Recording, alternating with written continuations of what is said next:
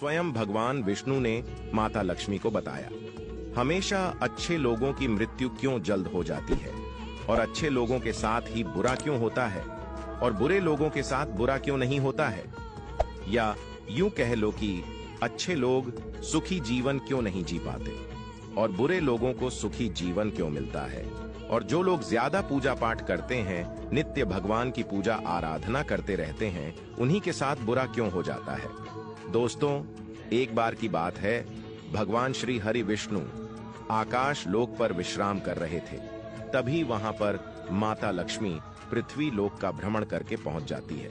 माता लक्ष्मी को देखकर भगवान श्री हरि विष्णु कहते हैं, आइए प्रीतम, आपका स्वागत है, आप कहां का भ्रमण कर रही थी। तब माता लक्ष्मी कहती है, हे स्वामी, मैं अभी अभी पृथ्वी लोक का भ्रमण करके आ रही हूँ। मैंने पृथ्वी लोक पर देखा कि अच्छे लोगों के साथ ही बुरा क्यों होता है और बुरे लोगों के साथ बुरा क्यों नहीं होता है, और अच्छे लोगों की मृत्यु क्यों जल्द हो जाती है, तथा जो लोग ज्यादा पूजा पाठ करते हैं, नित्य भगवान की पूजा आराधना करते रहते हैं, उन्हीं के साथ बुरा क्यों हो जाता है। हे प्रभु, यह सब प्रश्न हमारे मन में चल रहे हैं, अतः हमारे मन को शांत करने के लिए हमें इन प्रश्नों से अवगत कराए। तब भगवान श्री हरि विष्णु माता लक्ष्मी से कहते हैं, हे प्रीतम, आज आपने बहुत उत्तम प्रश्न किया है। इस प्रश्न में संसार का कल्याण छुपा हुआ है और महे इस प्रश्न को आपको बताने से पहले पृथ्वी लोक पर चलना पड़ेगा। तब माता लक्ष्मी कहती हैं, हे प्रभु, चलिए और अति शीघ्र चलिए। मेरे मन में इन सभी प्रश्नों के उत्तर जानने की उत्सुकता बढ़ रही है। तब दोस्तों, आकाश लोक से भगवान विष्णु और माता लक्ष्मी पृथ्वी लोक पर आते हैं, जहां पर एक बहुत सुंदर सा गार्डन होता है। उस गार्डन में तरह तरह के सुगंधित फूल और तरह तरह के फलों के पौधे लगे होते हैं, और उसी गार्डन में जाकर भगवान विष्णु और माता लक्ष्मी विश्राम करने लगते हैं। तभी भगवान विष्णु कहते हैं, हे प्रीतम, अब हम आपको आपके सभी प्रश्नों के उत्तर एक कथा के माध्यम से देते हैं, जिसको सुनने के बाद आपके आप को सभी प्रश्नों के उत्तर मिल जाएंगे। और भगवान विष्णु कहते हैं, जो मनुष्य इस कथा को मन और ध्यान लगाकर सुनता है, इसे मोक्ष की प्राप्ति होती है। तभी माता लक्ष्मी कहती हैं, हे प्रभु, आप कथा को आरंभ करिए, मैं मन और ध्यान लगाकर सुनेगी दोस्तों। फिर भगवान विष्णु माता लक्ष्मी को कथा सुनना आरंभ करते हैं दोस्तों। तो चलिए अब कथा को सुनते हैं दोस्तों। भगवान विष्णु माता लक्ष्मी से कहते हैं, हे प्रथम, पौराणिक काल की बात है। एक बहुत ही अत्यंत सुंदर नगर था। उस नगर में श्याम और सोहन नाम के दो व्यक्ति रहते थे, जिसमें से श्याम एक बहुत धनवान व्यापारी था, और वह धनवान होने के साथ ही साथ पूजा पाठ और भगवान की भक्ति में बहुत विश्वास रखता था।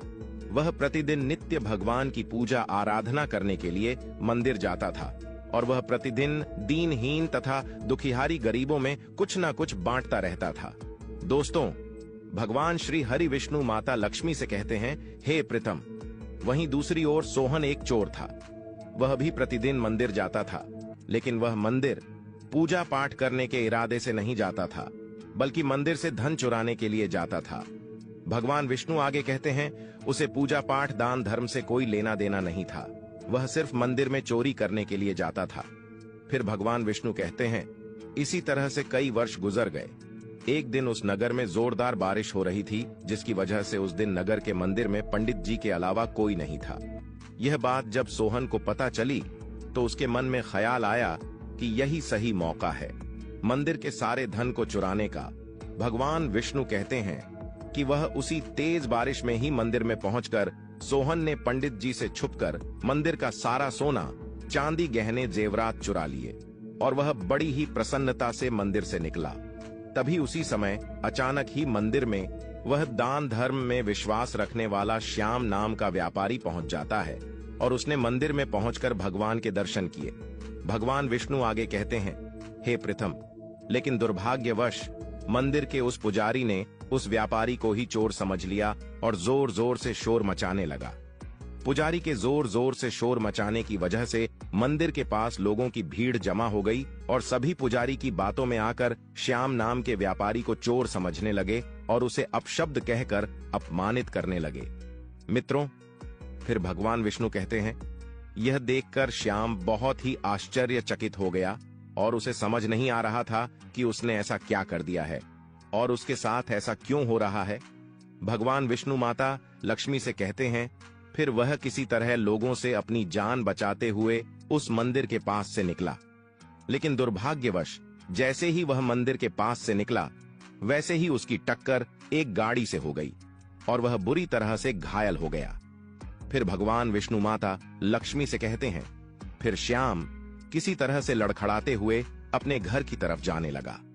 तभी अचानक ही रास्ते में उसकी मुलाकात सोहन से हुई, जिसने मंदिर का सारा धन चुरा लिया था। उसके हाथों में मंदिर के गहने जेवरात थे। दोस्तों, सोहन बड़ी ही प्रसन्नता से जोर जोर से बोल रहा था कि आज तो मैं माला माल बन गया, मुझे एक साथ इतना सारा धन मिल गया। भगवान विष्णु आगे कहते हैं, जब श्याम ने सोहन की बातें सुनी तो वह बहुत हैरान और क्रोधित हुआ। श्याम ने अपने घर जाते ही भगवान की सारी पूजा पाठ की, सारी सामग्री तथा भगवान की मूर्ति निकाल कर फेंक दिया और फिर ईश्वर से नाराज होकर बिना कोई पूजा पाठ किए बिना ही अपना जीवन व्यतीत करने लगा। विष्णु माता लक्ष्मी से कहते हैं, हे प्रीतम, कुछ वर्षों ऐसे ही व्यतीत होने के बाद एक दिन सोहन किसी मंदिर में फिर से चोरी करने गया, लेकिन इस बार दुर्भाग्यवश उसके भाग्य ने उसका साथ नहीं दिया। उसे उस मंदिर के पुजारी ने पकड़ लिया और जोर जोर से चिल्लाने लगा, कहने लगा, अरे कोई है मंदिर से चोरी करके कोई जा रहा है, जो भी सुन रहा हो वह जल्दी आ जाए। सभी दोस्तों वहां पर गांव के काफी लोग इकट्ठे हो जाते हैं और उसे सोहन को बहुत मारते हैं, जिसकी वजह से उसे अंदरूनी चोट लग जाती है। तभी वह रास्ते से जाता रहता है और सामने से एक कार आती है, जिसके टक्कर होने से उसकी मृत्यु वहीं पर ही हो जाती है।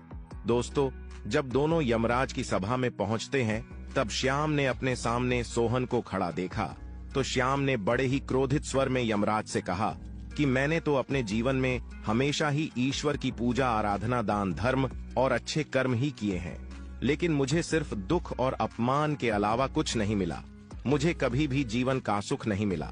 लेकिन इसने ना तो कभी भी ईश्वर की पूजा, आराधना की है और ना ही कभी किसी की जरूरतमंद की सहायता की है। इसके साथ हमेशा ही अच्छा हुआ है और इसे हमेशा सुख ही सुख मिला है। श्याम के ऐसा कहने पर यमराज ने श्याम को बताया कि पुत्र, तुम बहुत ही गलत सोच रहे हो।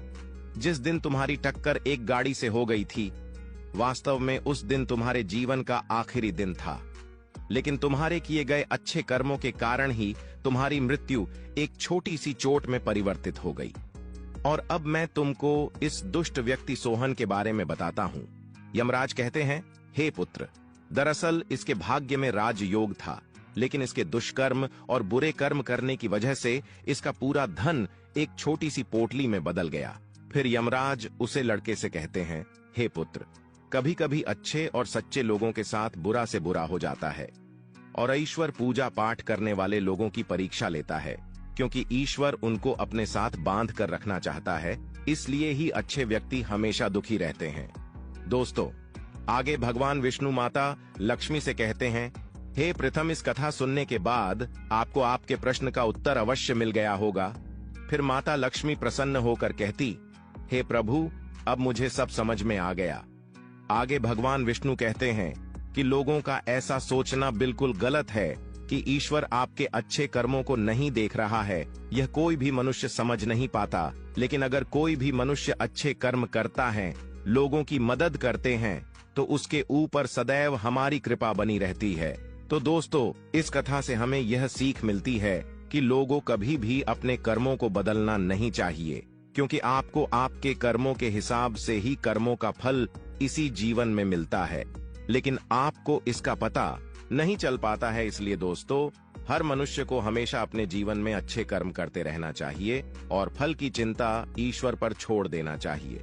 दोस्तों, आशा करते हैं कि ये कथा आप लोगों को अच्छी लगी होगी।